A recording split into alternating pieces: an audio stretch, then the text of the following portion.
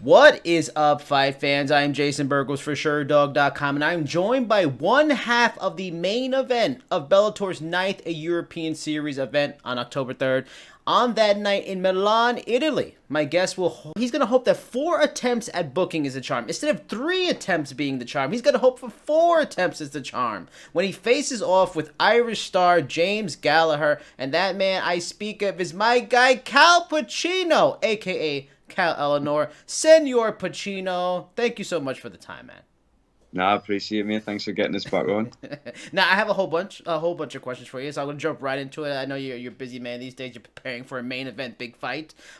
Europe is starting to see a serious uptick in COVID cases in a bunch of countries. Just yesterday, the British Prime Minister Boris Johnson said the country had reached a perilous turning point and installed some new restrictions for you guys out there in England. And we have seen like a lot of UFC fights canceled or postponed because one of them tested positive and stuff like that. How concerned are you about just making sure you make it to fight night and don't get the virus, asymptomatic or not? Like, are there any things that they're doing at your home gym where you train? Like they're testing everybody every couple of days. Are you just doing your own kind of testing just to be on the safe side, or you'll just hope for the best and wait till you get those first tests with Bellator in Milan?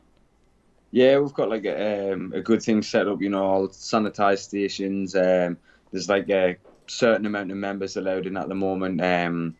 It's like a small select team I've been working with, like staying around those guys, and just trying to be as sensible as possible. You know what I mean? It's awkward because obviously we still got to train, we still got to prepare, so still got to wrestle and spar and stuff like that. I mean, most of my hard sessions are done now. There's only a couple more really, so I'm just trying to be extra precautious. You know what I mean? Just trying to keep on top of it, mate, and hopefully, just get out there as soon as I'm out. I'll be good. You know what I mean? Once I get that first test out of the way, I'll be laughing.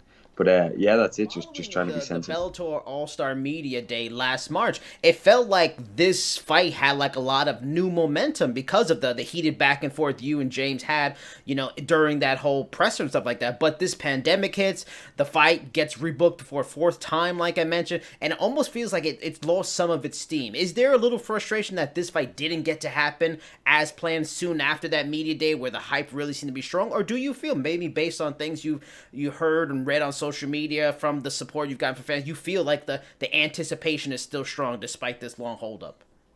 I thought that might have been the case until they announced me fighting. And once they announced the fight, it's been bigger. I don't know what it's been. It's been bigger this time around than any of them. The amount of support I've had, it's been unbelievable. The different people getting in touch with us and how many people want to see it. And actually just happy for the fight to happen. You know what I mean? They're not even on people on both sides of the fence. Like just want the fight happen. And it's good to see that people are definitely interested in the fight now. A lot more people have kind of in that whole time have maybe looked into some of my stuff and seeing what I'm about and more interested in the fight now and not just thinking like I was just some cannon fodder like some other people. Yeah. Thinking like, oh, like especially here and like Josh Thompson and John McCarthy mentioned us and stuff like that, and seeing I'm going to be a hard fight for James, I think it's definitely put some new eyes in my direction, and it's going to be a big night for sure. And I'm glad you mentioned like this idea, oh, he's just cannon fodder, or and the fact that they stuck with it because they, like I said, the rebooked 4 times. Does that give you like a bit of a boost in terms of how the promotion looks at you? Like it seems like they really like this matchup. They really seem to want to put you in this sort of opportunity. Like the fact that they keep trying makes me feel like they just see this fight as either a win-win, either James gets another win, he continues to build his value for them, especially in the UK and Ireland, or maybe you win and they have a new English star to market. It seems like that, the fact that they've worked so hard to keep this fight intact. That's exactly what I think. I mean, obviously, they've put a lot of time in promotion into James, and he's a big name for a reason. But I just feel like people have said stuff in the past, and I just feel like if they weren't investing in me and wanting to promote me and didn't see a window of opportunity for me, they would have just got somebody else. Yes, exactly. 4th time now, and I feel like there's so many variables, but I just feel like there's a massive window for if I win this fight to create a new a new star. You know, there's not many, especially from England, but especially from my region. You know what I mean? I've got a big following out here now, and it's getting bigger and bigger every time there's stuff gets announced. You know what I mean? And I feel like with a win here, they can get a little push behind us, and I feel like the sky's the limit. You know what I mean? I just feel like that's it, and I feel like I'm in the best position ever now for this fight. And due to the lockdown, like when the lockdown came, just me and my grappling coach, he's a no-gi world champion, phenomenal grappler, and every single day we've been on the mats just pushing it, and I'm so much more evolved now than what I was even just 5 months ago. Like I'm a different level now, and I'm in the best shape of my life. My weight's good. I'm lighter now than what I was the morning before the weigh-in when I fought. And I'm just I haven't fought for so long or what. I'm not bothered about the opponent. You know, I was kind of set on it before, and I was like, I really want to fight James. It's a fight that makes sense and this and that. And now I'm just like, if James pulls out and they get it someone else, I'm honestly not bothered. As long as I'm in that cage that night and I get it put on show all the work I've put in, then that's all I care about. Like. And I'm glad you brought up evolution, because it kind of goes to where I was going to go next, because like, you know, talking about it being rebooked, them sticking with it, it's been something they've constantly tried to work on since September of last year, which was the first time it was booked for. And, you know, a lot of times when I talk to fighters and ask them about, oh, you know, what have you been working on? How have you been getting better? They often tell me the times they get better is in between fights, when they're not specifically training for a specific opponent, his skill sets, you know, preparing for the things. But since you've been ready for this guy for over like a year already, you know him inside and out at this point. You can't scout anymore. Have you had a lot more time to just work on other things and get better in all these other areas? Maybe, you know, you're lighter because you're even better on your nutrition and your diet and your strength and conditioning. Like, do you feel like you're not even the same fighter that fans saw in your Bellator debut last year? You've changed a lot since then. I've levels seriously, like night and day. I'm not like, wow. I'm so glad, you know, that that's the last performance people get to see of me, because they'll see that it'll be eye-opening for sure. As I say, that whole thing with the lockdown, it was just like, well, what can we do? I was keeping fit on my bike, you know. In the past, like, if there's no fights come up, it's just been easy to fall off the wagon like everyone else and do whatever. And I really did. I just kept active, rid my bike, and we grappled. I've grappled so much in the last 5 months. I mean, I've evolved so much in that time scale there to more than what I have in the last 5 years. I feel like I've just opened a completely new world of attacks and possibilities for entrances for me to enter in submissions and grappling and scrambles. I just feel like I'm definitely ready for this kind of fight now, and ready for what will happen if I win it. You know what I mean? Put us on that kind of upper echelon. Definitely be more than equipped to hang in with them guys up there for sure. And talk to me more about like the working on your evolution and your grappling, stuff like that, because love him or hate him, James is very dangerous on the ground, and especially if he gets your back. Like, were the coaches you've been working with the same coaches you've been working with for years? Are they new coaches? Have you had new training partners to switch it up to get people to mimic his style? And have you been working on certain things like rear naked choke defenses, because he's got a ton of them? Mm-hmm. Yeah, I mean, obviously, I'm always TFT MMA is me gym. Andrew Fisher there, but I've always been Northeast Jiu Jitsu as well. I'm split 50-50. I train full time at both, and my coach at Northeast Jiu Jitsu is Ellis Younger, no-gi world champion, brown belt. He's phenomenal grappler and 100% back taker. Like, you watch any fights on his grappling matches, and you'll see the kind of level of the people I'm training with, and that's day in, day out. And I mean, with some of the days we're doing 16, 17 rounds, you know what I mean? Wow. Like, sort of 12 6-minute rounds, no gi in the morning, then followed on the night gi, and then finish with drills, and then we'll roll no gi if we've got the energy. And every day has been pretty much like that. Like, it's just been different motivation, different energy level. Like, most times in the past, I'd be at this stage in my camp now, and I'd be flat, and I'd be sluggish, and I just want to chill. Whereas, like, today was meant to be my day off, and I've went up the track there to do some sprints, and I've just done the hardest session of the whole camp so far. And I feel like and most days I'm training 3 times. I'll do a session on the morning, a session on the night, and I've rarely took a day off running. And most weeks I've run 30 odd miles, and that's without me sprints. Like, I just feel like at the minute I just feel like I've got a different kind of mental state, and I feel so good, and I'm just so happy to finally be back in and to be able to continue my story. You know what I mean? That's the main thing for me. I'm just happy to have another crack at doing what I like to do.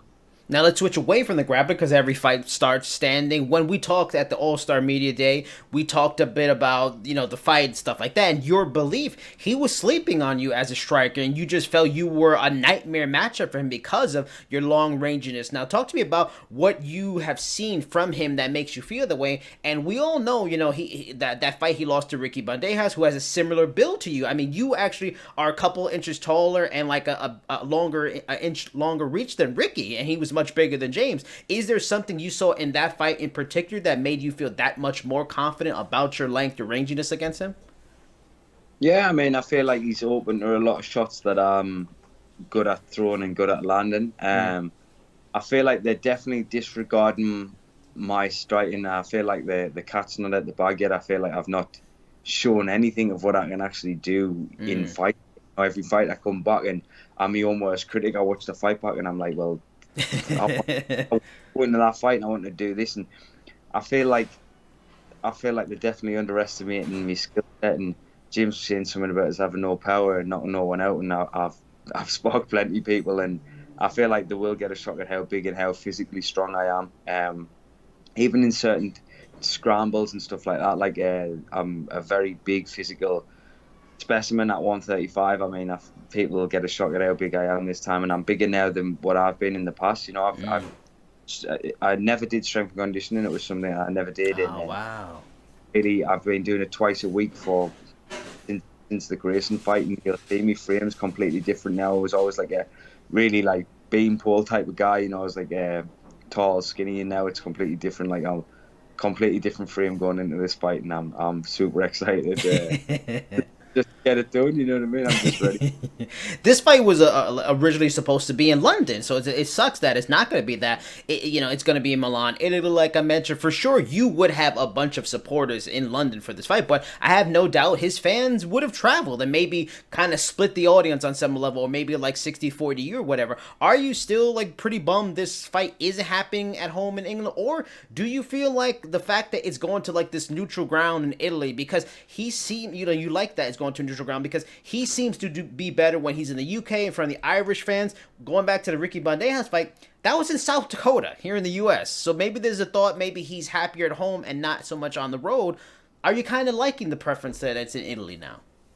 Yeah, for sure. I mean, it's neutral ground, as you see. I mean, the main thing for me was when it was originally meant to happen in Dublin. I mean, I've seen that crowd. I've seen crazy. And that was something for me that I was really looking forward to, just as a mental battle against myself, obviously to overcome that crowd and to deal with that and then have a fight. And, it's a crazy amount of pressure, and I kind of wanted to put that on myself and feel it. Now it's in neutral ground and it's out in Italy, and I feel like it's been that long built up now that I feel like he's probably just the same, and it's just like, let's just get it done and let's just fight, you know what I mean? He probably wants to move on to bigger, better things, and so do I. I just want to get in and get it done. So, and as you say about James, yeah, definitely, like he definitely does seem to perform and feed off the crowd when he's in Dublin and stuff like that.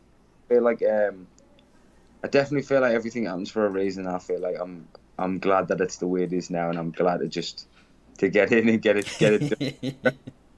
Wasn't to be able to finally get some hands on him and have another fight and continue me legacy. Really, that's what I want to build. I want to be big names. I want to fight all these top guys and continue to build my name, especially back home as well. I want more people to know who I am and start investing in my story. So I'm going to get it done.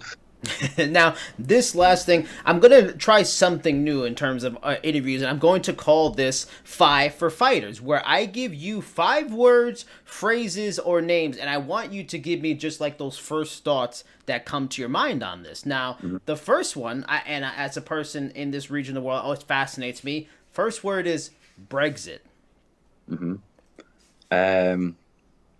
Nightmare. So are you a no Brexit kind of guy? Or you're not for Brexit? I just, you know what it is. I'm one of them.